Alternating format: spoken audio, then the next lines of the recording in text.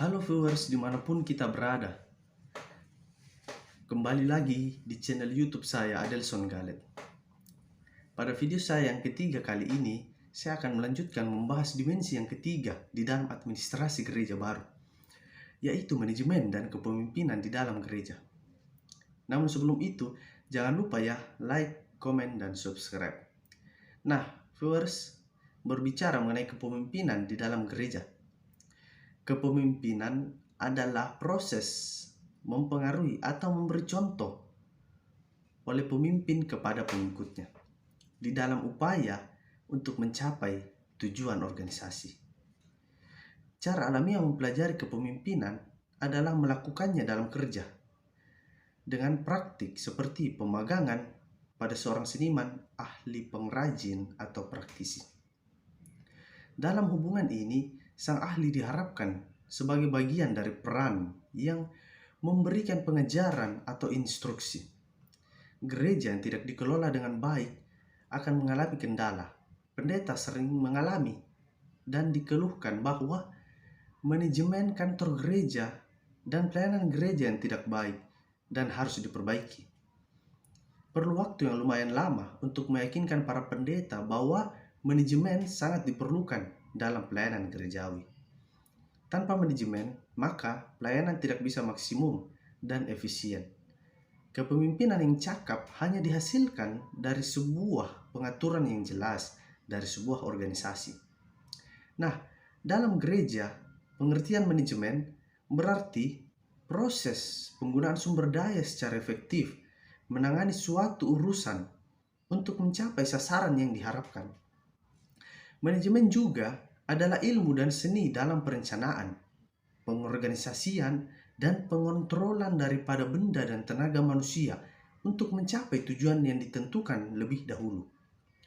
Kepemimpinan adalah perihal memimpin yang merupakan suatu seni atau kemampuan untuk membimbing, menuntun seseorang atau kelompok untuk mencapai tujuan tertentu.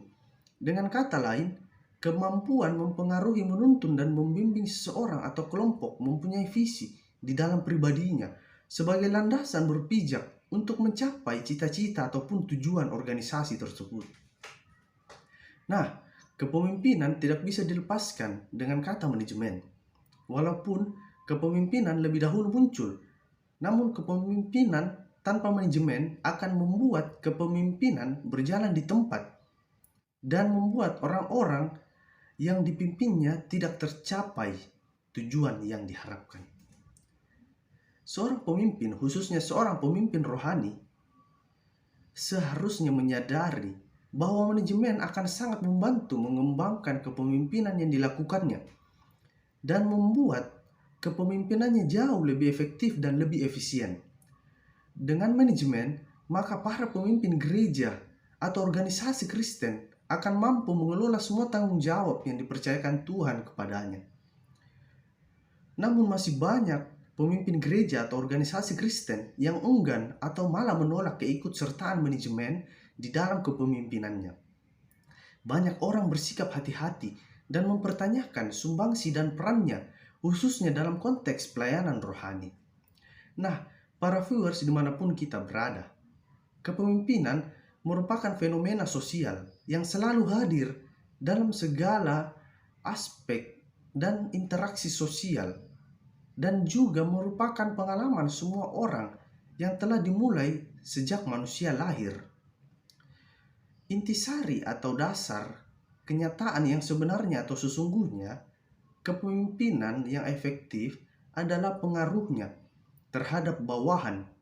Jika bawahan penuh dengan komitmen, mereka melaksanakan permintaan dan akan berusaha semaksimal mungkin. Dengan komitmen akan menerima saran dan akan berusaha semaksimal mungkin. Dengan komitmen akan menerima saran dari pemimpin dan berusaha semaksimal mungkin untuk mencapainya. Atau pemimpin efektif adalah mereka yang mengerti kekuasaan serta penggunaannya dapat membawakan dan menghadiri pertentangan di dalam organisasi. Nah, viewers, Itu tadi pemaparan materi saya mengenai dimensi yang ketiga di dalam administrasi gereja baru. Terima kasih.